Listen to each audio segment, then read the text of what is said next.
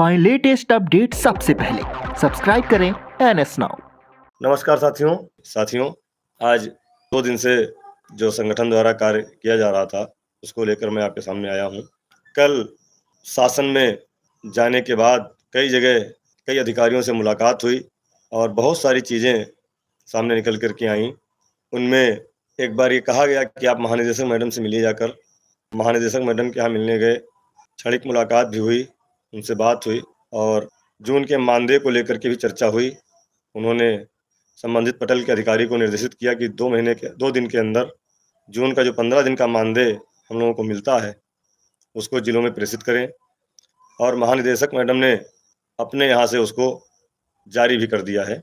जून के मानदेय को लेकर के आज पुनः मैं संबंधित पटल के अधिकारी के पास गया था, तो ये विडंबना रही कि आज ही श्रीमान अधिकारी महोदय का तबादला दूसरे स्थान पर हो गया है, अन्यथा आज ही लिमिट जारी होने की पूरी उम्मीद थी।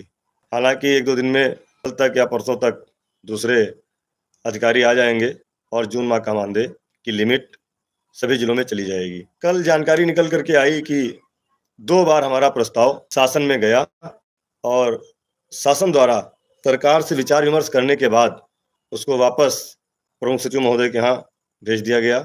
जैसा कि हमने बताया था कि ऊपर से सहमति नहीं बनी थी, हम लोगों का जो प्रस्ताव गया था, एक प्रस्ताव पहले गया था, दूसरा प्रस्ताव चुनाव से पहले गया था। दोनों बार वापस आया। तो हमने आपको बताया भी था, जब आदर्श चुनाव आचार संहिता लग रही थी तो हमने आपको बताया था कि वरिष्ठ अधिकारियों द्वारा बताया गया है कि श्रीमान चीफ सेक्रेटरी महोदय के यहाँ से फाइल वापस आई है। अब आज जो लोग कह रहे थे कि आप चीफ सेक्रेटरी महोदय से मिलने क्यों गए, तो उसका मुख्य कारण यही था कि चुनाव से पहले हमारी फाइल श्रीमान मुख्य सचिव उत्तर प्रदेश शासन महोदय के यहाँ से वापस लौटी थी, इसलिए हम वहाँ गए थे। और आपको पता होगा कि इससे पहले भी हम एक बार, जो वर्तमान में मुख्य सचिव उत्तर प्रदेश शासन बनाए गए हैं श्री मनोज कुमार सिंह जी, उस समय एपीसी थे और इनके पास लगभग 17-18 विभाग थे। मैं इनसे मिलने गया था, तब भी हमारे साथ प्रदेश मंत्री भाई अरविंद वर्मा जी और लखनऊ से हरिनाम सिंह जी थे। हमने इनसे अपनी बात रखी थी कि श्रीमान जी, आप माननीय मुख्यमंत्री जी से लगभग दूसरे दिन या मुलाकात करते हैं, कृपया हम लोगों का विषय भी माननीय मुख्यमंत्री जी तक रखिए।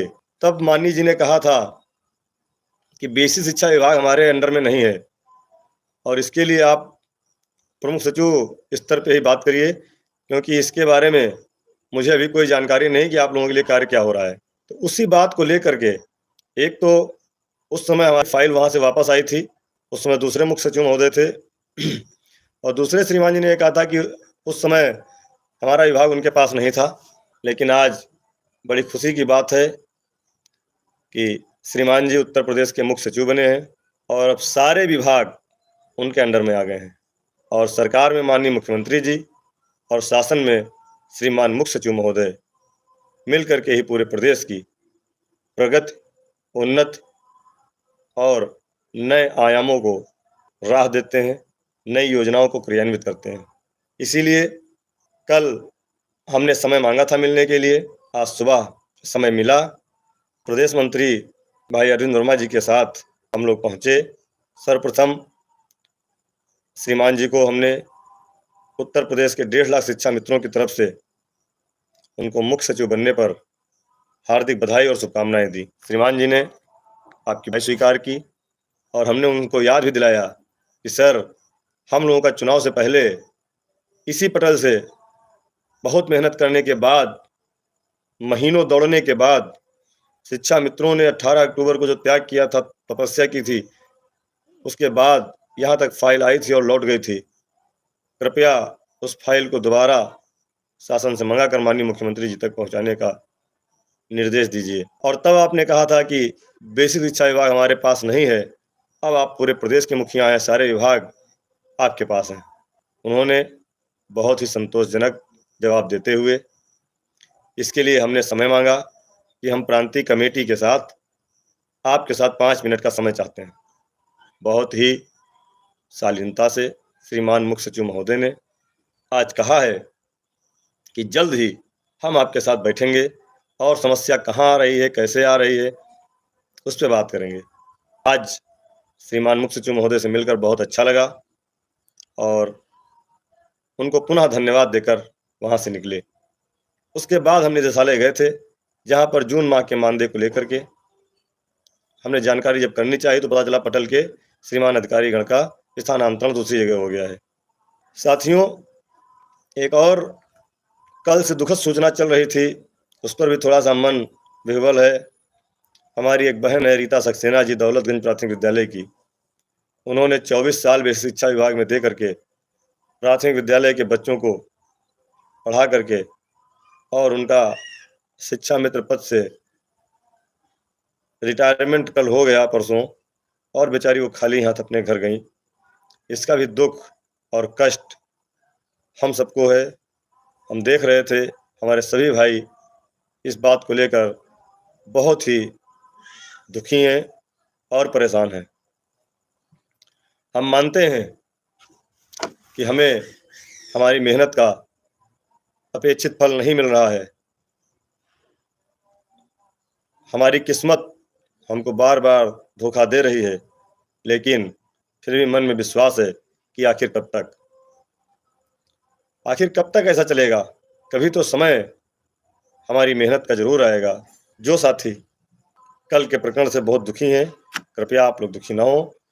जो भी प्रयास किया जा रहा संगठन द्वारा, आपने जो जिम्मेदारी दी है संगठन को, वो पूरी तरह से की जा रही है, लेकिन कामयाबी नहीं मिल रही है। इसका मतलब ये नहीं है कि हम काम करना छोड़ दें, लोगों से मिलना मिलाना छोड़ दें। आज 1.5 साल के अंदर जिस अधिकारी के चौखट पर जाते हैं या जिस माननीय मंत्री जी के यहाँ जाते हैं, तो वहाँ पर हमारे दरबान से लेकर के उनके निजी सचिव तक हमको नाम से भले न जानते हो, लेकिन ये जरूर कहते देखो शिक्षा मित्र के लोग आ गए, शिक्षा मित्र लोग आ गए, शिक्षा मित्र के पदाधिकारी आ गए। आज कम से कम शिक्षा मित्रों का नाम उनकी जबान पर जरूर है और वो जानते हैं कि अगर आए हैं तो शिक्षा मित्रों के लिए आए हैं। बाहर से अंदर तक सिर्फ एक ही बात होती है कि देखो शिक्षा मित्रों के लोग आ गए। जल्दी ही हम प्रदेश के सभी वरिष्ठ पदाधिकारियों के साथ, जिला अध्यक्षों के साथ बैठक करने जा रहे हैं। और एक महत्वपूर्ण चीज बताना भूल रहा था कि मुझे जानकारी मिली है, हो सकता है कि यह सच हो और मैं चाहता भी हूँ कि यह सच हो तो ज़्यादा अच्छा है, इससे हम सबका लाभ ही होगा। मुझे जानकारी कहीं से मिली है कि हमारे साथी संगठन के लोगों को माननीय मुख्यमंत्री जी से मुलाकात का समय मिला है। मैं अपने उन सभी साथियों को बधाई, धन्यवाद एवं शुभकामनाएं देता हूं कि आपकी मेहनत सफल हो और जल्द ही आपकी मुलाकात माननीय मुख्यमंत्री जी से टेबल टॉक पे हो। प्रयास हम भी कर रहे हैं, प्रयास आप भी करिए। जितनी जल्दी मेहनत सफल हो जाए, माननीय मुख्यमंत्री जी से मुलाकात हो जाए, फिर हम लोग आगे बात करेंगे। क्योंकि इधर लगातार आपने देखा, पहले बनारस में, फिर लखनऊ में 2 बार मुलाकात हो चुकी है। अब टेबल टॉक भी अगर हमारे साथी संगठन की होती है तो हमें उससे बड़ी खुशी और कोई नहीं होगी। जितनी जल्दी हमारी समस्याओं का समाधान हो, आपको समय मिले आप लीजिए, हमको मिलेगा हम लेंगे। किसी तरह से हमारे भाई बहनों का कल्याण होना चाहिए और बहुत सारे लोग इसके लिए लगे हुए हैं, बहुत सारे लोग मेहनत कर रहे हैं। अपने साथियों से हम आग्रह करते हैं कि आप लोग परेशान ना हो। आपने जो जिम्मेदारी दी है अपने प्रतिनिधियों पर, वह बाखूबी निभा रहे हैं ईमानदारी से। जब कभी लगेगा कि समस्या का समाधान बातचीत से नहीं निकल रहा है, तो फिर हम लोग बैठने वाले नहीं हैं, आगे बढ़ेंगे अपने पुराने रास्ते पर। जो हमारा मौलिक अधिकार है, अपने जीवन को बचाने के लिए लड़ेंगे भी और आगे बढ़ेंगे। इन्हीं बातों के साथ मैं आपको आश्वस्त करता हूं कि जल्दी ही प्रदेश की बैठक है। प्रदेश की बैठक में सभी साथी एक नई रणनीति तैयार करेंगे और आगामी 25 जुलाई को हम लोग कार्यक्रम करेंगे। क्योंकि 25 जुलाई को जो एक आदेश हुआ था, वो न्याय तो नहीं हुआ था, सिर्फ और सिर्फ फैसला हुआ था। उसके बाद हमारे हजारों साथी हमको छोड़ के गए। साथियों को श्रद्धांजलि अर्पित करते हुए हम लोग 25 जुलाई को एक कार्यक्रम करेंगे। अभी 15 तारीख वाला जो मामला चल रहा है, उस पर भी हम लोग विचार कर रहे हैं। उसके लिए भी कुछ ना कुछ फैसला संगठन जरूर लेगा। हम लोग अधिकारियों से बात उस पे कर रहे हैं, लेकिन अभी जब तक रिज़ल्ट ना आ जाए तब तक उसका कुछ कहना ठीक नहीं है।